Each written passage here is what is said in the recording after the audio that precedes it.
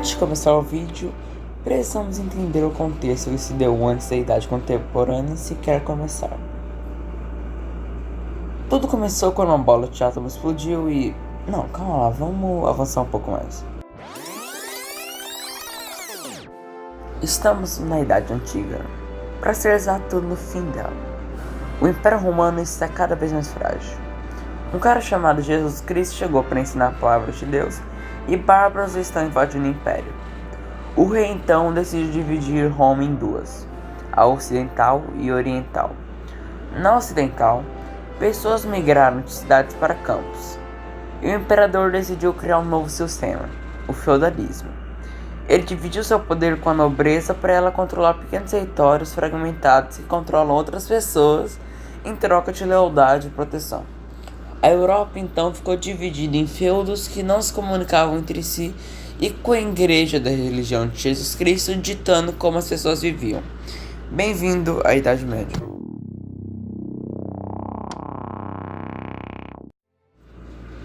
Passados alguns anos, os feudos começaram a fazer comércio, aparecendo cidades em volta das rotas comerciais, surgindo os burgueses, basicamente vendedores que ficaram bem poderosos. Porém, tudo estava tão fragmentado que o comércio era dificultado, tendo inclusive muitas moedas diferentes. Então os burgueses se aliaram com os reis e o exército feudal, formando então países com monarquias centralizadas, tipo como era antes com Roma. E um tal de Império Turco-Otomano invadiu Constantinopla, a capital daquele Império Romano Oriental chamado de Bizantino. Bem-vindo à Idade Moderna.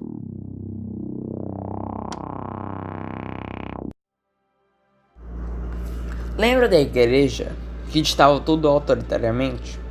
Uns malucos na Itália começaram a questioná-la com base numa versão requintada dos pensamentos gregos.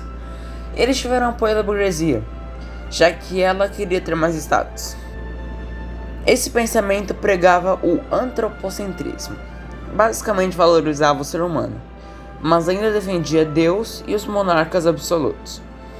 Esse pensamento espalhou pela Europa, enfraquecendo a igreja em vários grupos, a qual não tinha mais um monopólio intelectual.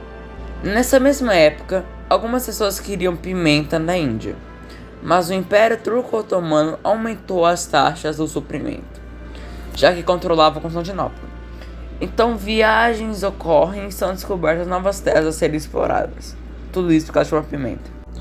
Voltando à Europa, finalmente estamos perto da Idade Contemporânea, numa época em que tudo era controlado pelo rei, que enriquecia a nobreza, fazia festas e cobrava o pato dos pobres camponeses, que pagavam imposto pra caralho e viviam em pobreza.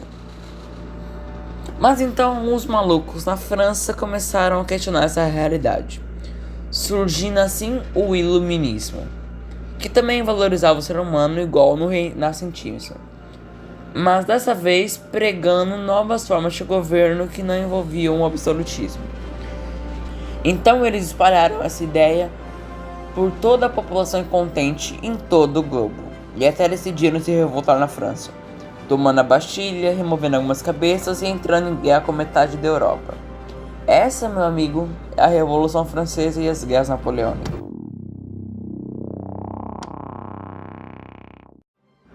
Nessas guerras, um general se destacou, um tal de Napoleão Bonaparte, e logo se tornou imperador da França, brigando com a Inglaterra, fazendo bloqueios continentais, interferindo nas colônias europeias e, o mais importante, invadindo a Rússia.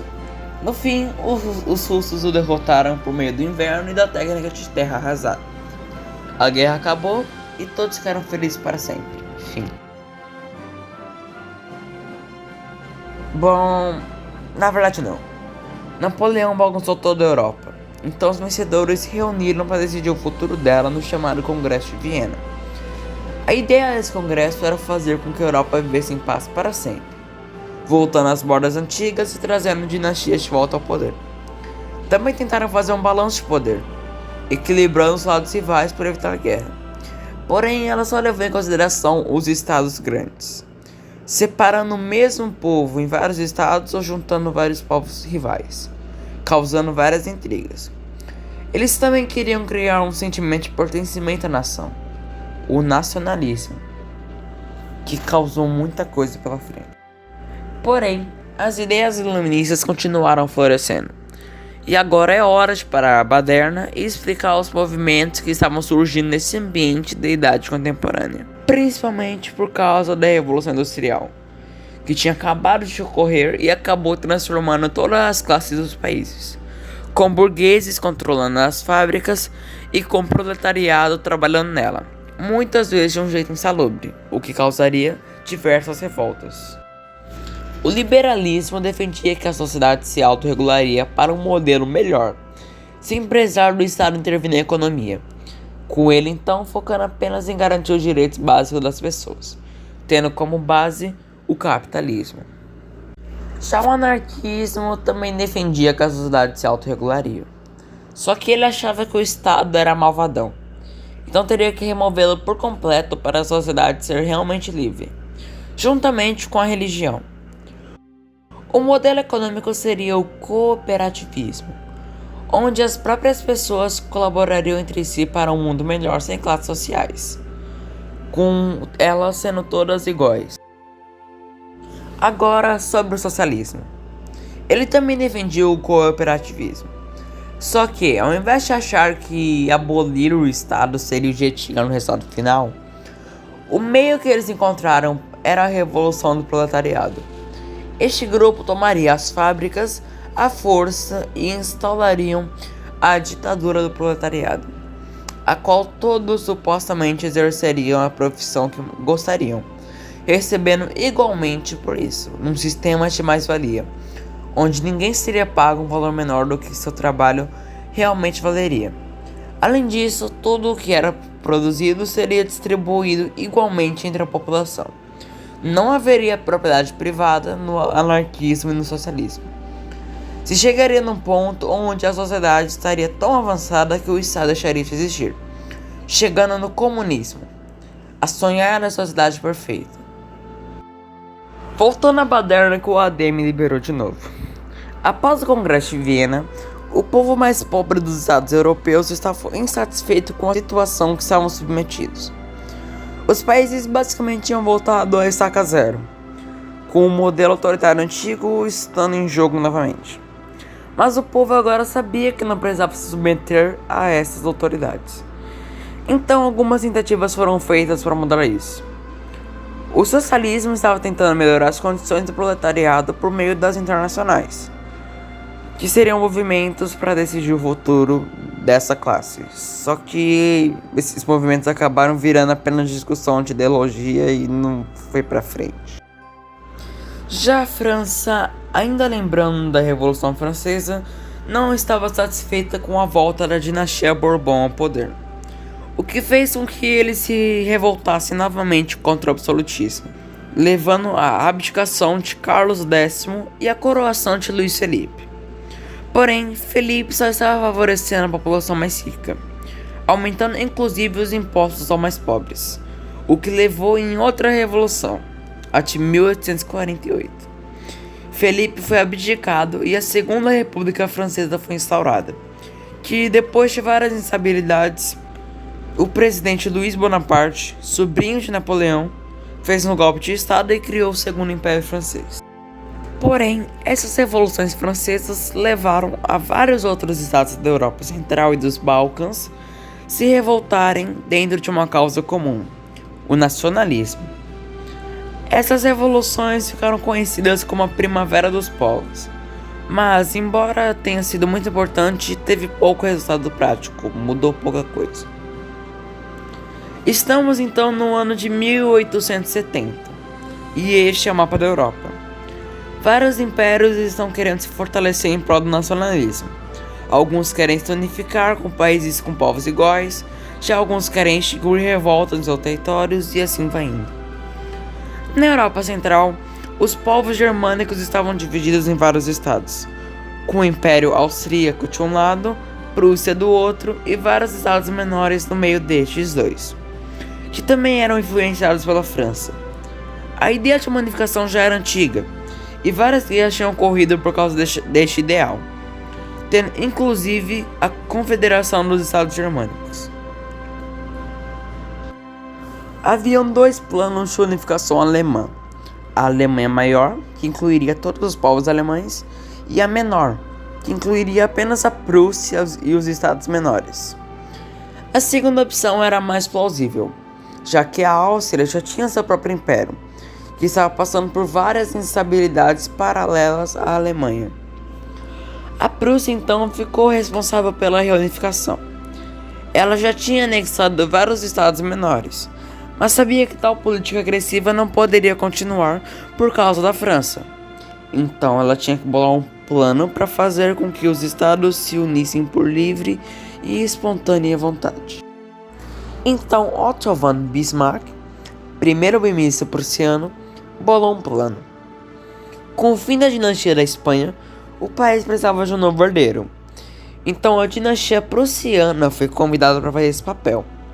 Entretanto, a França ficou com medo de isso resultar em um forte aliado para seu inimigo prussiano. Então enviou um diplomata para garantir que isso não se concretizasse.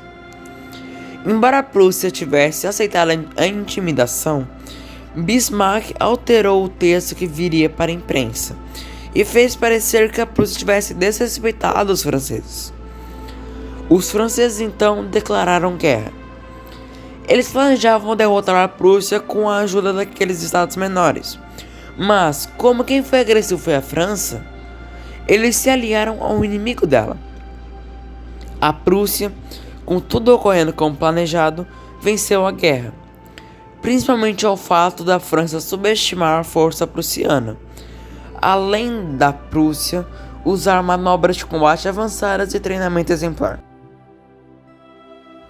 No Tratado de 1871, a França perderia o território da Alsácia-Lorena, reconheceria a formação do Império Germânico e seu imperador Wilhelm I, e ainda por cima teria sua parte do norte ocupada por alguns anos para pagar os danos.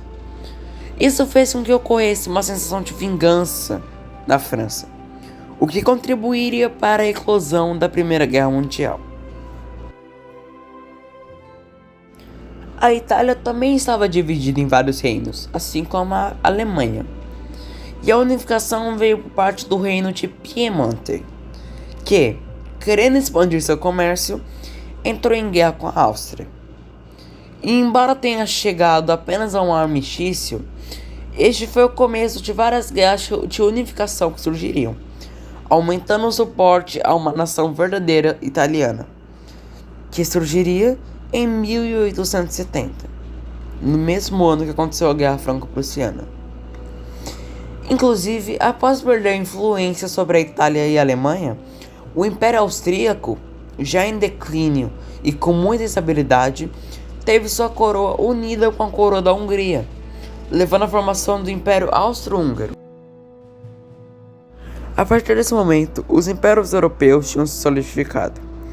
A principal guerra que estaria a surgir só aconteceria em 1914. Então a Europa focou em se desenvolver e ficar forte.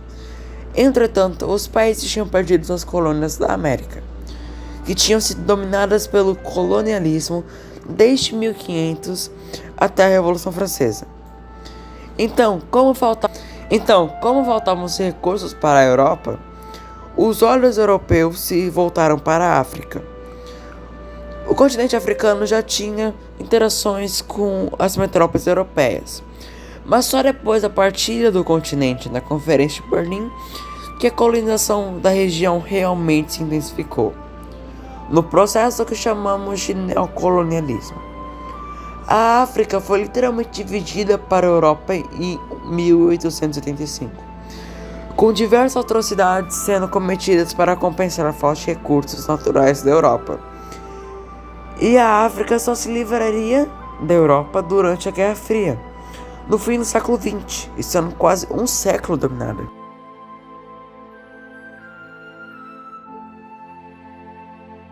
Os europeus também se envolveram na Ásia.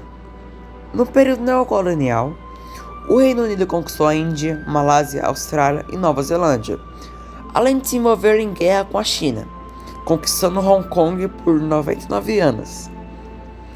Os Países Baixos conquistaram a Indonésia e a França conquistou a Indochina, além de Portugal ficar com Macau.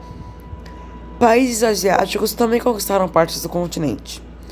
O Japão, que também estava carente de recursos, dominou várias partes da China e da Coreia, situação que se agravaria no século XX, culminando na Guerra do Pacífico em 1941. Os Estados Unidos também tiveram seu período de imperialismo. Após a independência das 13 colônias, os EUA se expandiram para o oeste, dizimando povos indígenas inteiros, além de comprar a Louisiana da França e o Alasca da Rússia. Também se envolveu em guerra com o México, além de passar por uma guerra civil entre os abolicionistas e os escravistas.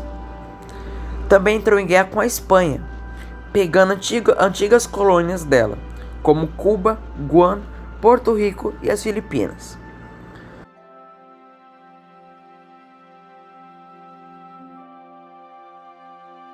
Com o fim do século XIX, veio o século XX, e com ele várias novas inovações, guerras e tensões.